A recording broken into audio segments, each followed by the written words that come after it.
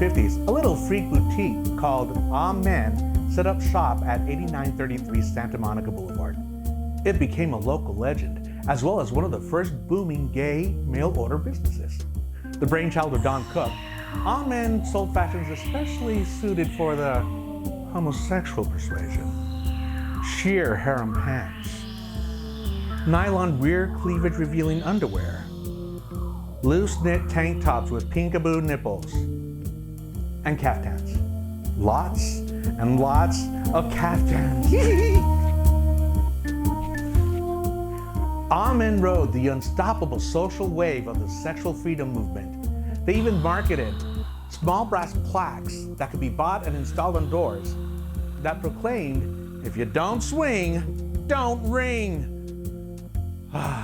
Men. The great inheritor to Amen is International Male. You've heard of that one, right? There was also a men's boutique called All American Boy, and shops called The Mart and Perpetuity. Now, if that isn't a fancy gay name, I don't know what is. Perpetuity means proximity and or kinship. I suppose that means anyone seeing what you were wearing knew immediately that you were family. Those are just a few of the many unique shops that have catered to fey taste over the years. The tradition is carried on today by various unique boutiques all around the city of West Hollywood. The creation of a specifically gay set of businesses, aside from just bars, helped give West Hollywood the quality that makes it so very, if not tasteful, at least very colorful.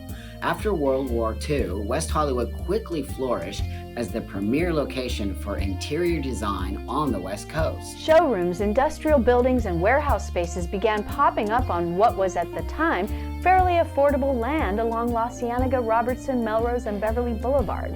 The Los Angeles International Design Center at 8899 Beverly Boulevard opened in 1964, and then in 1975, the Pacific Design Center, or Blue Whale as folks like to call it, opened at the intersection of Melrose and San Vicente. The area also gave rise to a concentration of upscale restaurants and influential contemporary art galleries. The Ferris Gallery along La Cienega Boulevard was among the first in Los Angeles to host exhibitions by Andy Warhol and Jasper Johns. Years before Manhattan's trendy Studio 54, Studio One was the gay-owned disco that basically invented attitude. It was a virtual Valhalla of blonde buff youth. It resided between Robertson Boulevard and Lapeer Drive at the former home of the Mitchell Camera Company. You know, that was the company that sold those Technicolor cameras that were used to film all of our favorite movies like The Wizard of Oz. Sure, there were other discos in town, the Odyssey on Beverly Boulevard, the Paradise Ballroom downtown, and Sugar Shack in the San Fernando Valley.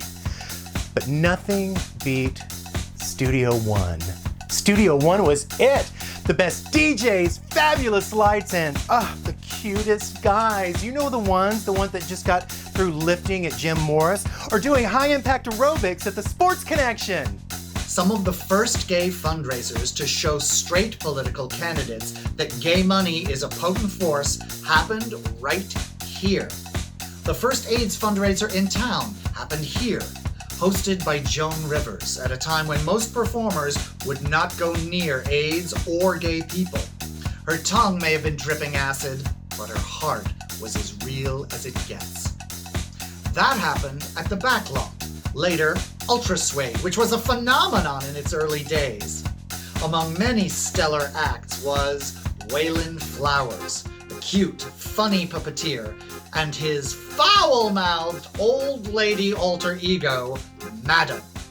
In one act, Madam is going on and on about screwing some attractive 22-year-old, and Flowers gently asks her if she's not worried about the danger that the age difference could make with such vigorous sexual activity.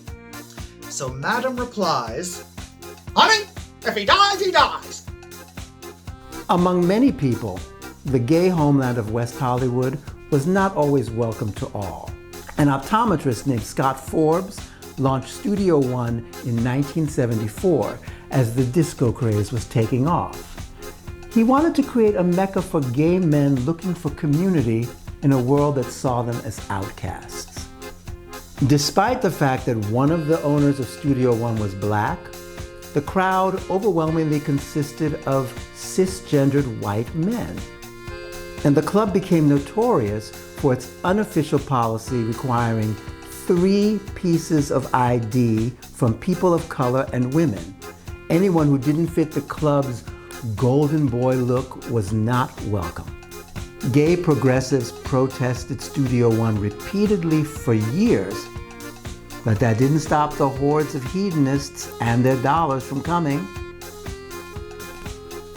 The crowd was not very diverse, but the slate of performers definitely was, including Eartha Kitt, Freda Payne, and last but not least, Sylvester, the revolutionary gender nonconforming musical artist.